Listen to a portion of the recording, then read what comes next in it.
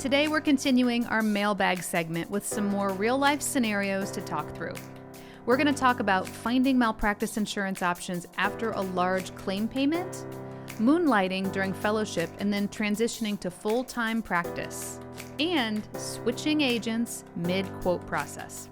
Stay tuned.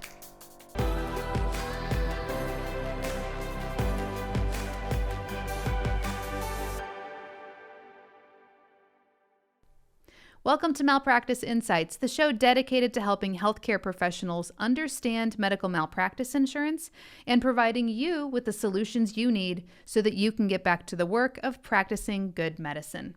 My name is Jennifer Wiggins, CEO of Aegis Malpractice Solutions, and I'm so glad you've joined us today. All right, let's jump in. Our question number 1 in the mailbag today says, last year, I was a part of a very large claim situation while working for a hospital. Many of us were named, and unfortunately, I had a $2 million payment made on my behalf. Now I have an opportunity to do some moonlighting, but I'm having a hard time finding coverage. The hospital won't cover me for work outside of their facility. So what are my options? All right, so this question came in just the other day from a physician. I believe he was in California.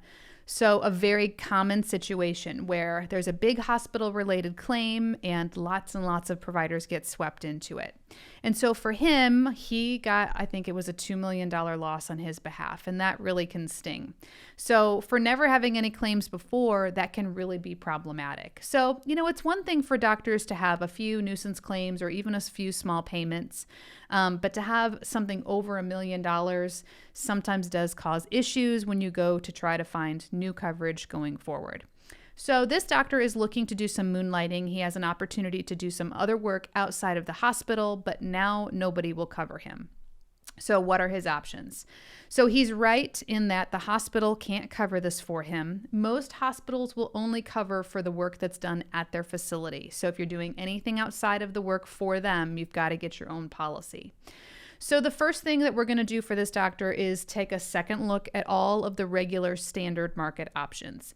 Every once in a while, you can find a carrier that will still be willing to offer you coverage, but what they'll typically do is if they can approve you, they may have to charge you more than the standard rate. So this is called a debit. So sometimes underwriters will put a debit on a doctor's premium. Basically, it's like an upcharge to charge a little bit more premium for a higher risk. So if we can find something for this doctor in the standard market, that's probably what will end up happening, is an upcharge of some sort if they're even willing to write it.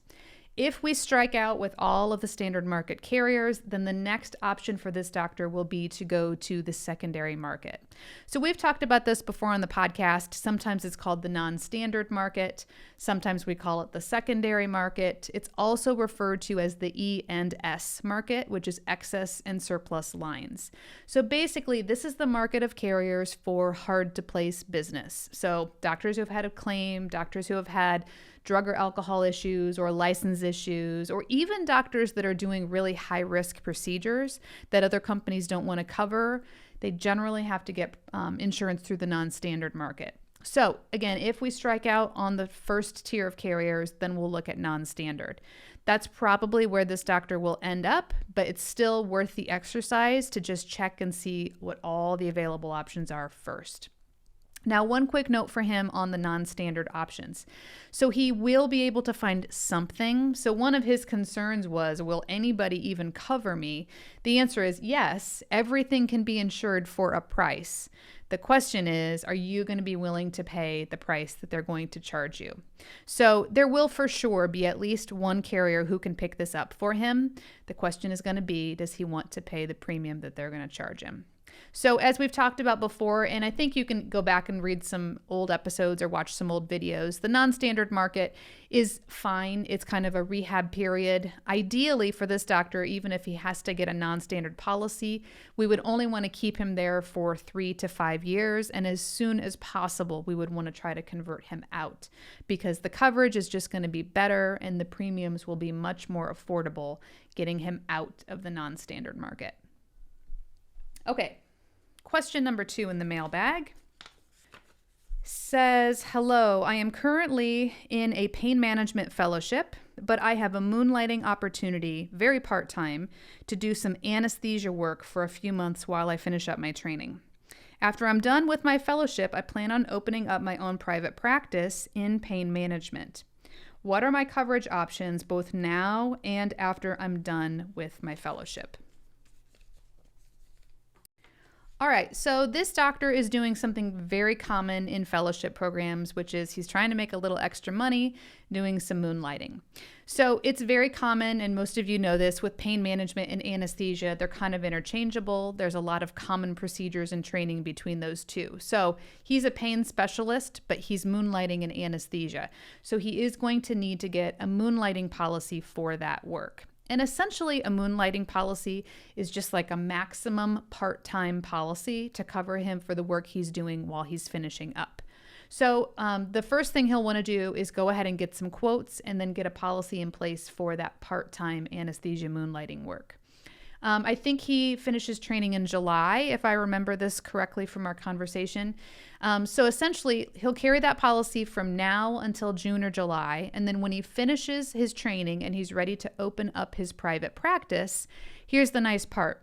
You can just convert that moonlighting policy into a full-time malpractice policy once you start your own work. Even though it's going to be a different specialty, you can still convert the policy. So basically what he'll do is we'll make sure that he goes with a carrier that can write both the moonlighting work now and the full-time work later, and then it'll just be continuous coverage. So he'll pay the part-time moonlighting rate for now for the anesthesia work he's doing today, and then in June or July, once he's up and running with the new practice, then we'll simply flip it to a full-time policy, and then we'll have it re-rated for pain management, so that way he can just continue the exact same insurance policy going forward. This means he doesn't have to buy tail. He doesn't have to cancel anything. He can just simply continue on with the new policy, ideally with the same carrier as he finishes up his training. And oh, by the way, if he did still want to continue doing that moonlighting work in addition to the work for his private practice, the one policy could still cover him for both. So that would be something, if he wanted to continue both, he could certainly do that, and the one policy would cover him for the whole thing. All right, our last question in the mailbag today says, "Hi Jennifer, I started the malpractice quote process with one agent, but it's taking a really long time. And I just recently found your podcast. I would like to switch agents, but I'm not even sure if that's possible at this point. I'm running out of time since I plan on starting next week. Do you have any advice?" All right, so this is unfortunately a relatively common thing. So this doctor probably didn't really know which agent to reach out to and just called somebody local, started the process with an agent, and it's just taking a long time. So this is probably an agent that either isn't an expert in malpractice and doesn't have a lot of options, or maybe they're just really busy. I'm not sure why it's taking quite so long. But on average, it should only take about 7 to 10 days for you to get quotes back from any malpractice insurance agent. Now, there might be some exceptions to that rule. Like, for example, if you're not going to start practice for like 6 months or a long ways away, then it might take a little bit longer because the carriers probably won't get to it as quickly. But as a general rule of thumb, it should really only take 7 to 10 days for you to get your quotes back. So this doctor, again, started the process with one agent. It's not going especially well. It's taking a long time. So he wants to know if he can switch. So the short answer is you can, but it's a little bit convoluted. So let me explain how you do this. I think we just had an episode recently on how to switch your insurance from one agent to another, and that's done through a process called a BOR or an AOR. Essentially, what you have to do is you have to sign a form that says that you would like to appoint a new agent to represent your business with that company. The problem is it's harder to do that when you're in the initial quote stages because you haven't selected a carrier yet. And so then you have to go in and you have to have every single carrier basically flip the quote to the new agent. And sometimes that can be a little bit more time consuming. Because the incumbent agent, so the initial agent that sent in that quote for him, he has 10 days to try to get a rescinding letter after we've submitted that agent change request. So it can just take a little bit longer. It's a little bit more clunky to do it, especially in the quotation process. And so my recommendation to this doctor was actually to just go ahead and bind coverage with the existing agent and then do that BOR or AOR after the policy is in place. So this poor guy, he needed coverage, I think it was like the very next week. And so what I did was I hopped online and I gave him some quotes, just ballpark numbers from a few different carriers, and I kind of steered him in the direction of which one I thought would be best for him. And I told him to go ahead and bind through the other agent and select the policy that was probably going to be at least an initially good one for him to get started on. So, look, in the short run, did it help me? No, but it's not about me. It's making sure that the doctor gets set up with the right coverage and get going. And then after he's all credentialed, he has his proof of insurance. If the new agent is still not meeting his needs, at that point in time, then it probably makes sense to do a BOR or an AOR and flip to a new agent. Now, the old agent is going to get commission for that policy that you wrote through them, but at this point in time, it really doesn't matter. So when you're in a time crunch like that, unfortunately, those agent changes are harder to do. So sometimes you just have to go ahead and get a policy locked in and then do that after the fact. As a reminder, we do have our mailbag link that's live on our website. So if you have a question that you'd like me to answer here on the mailbag, go ahead and head to aegismalpractice.com and submit your question. And if I don't answer it on the mailbag segment, some of the questions we've had recently are so good, we're making them full episodes. So I will definitely make sure that we respond to your email and get you the answers that you need. And then we'll also answer your question here on the air. If you have any questions on these topics, or you want to make sure that you're covered appropriately, click the link in the description box below where you can connect with us via phone, email, or chat today. And if you're listening, please visit us online at aegismalpractice.com. That's AEGIS malpractice.com.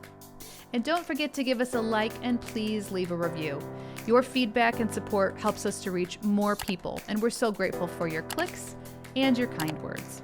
This is Jennifer Wiggins. Thanks for joining us.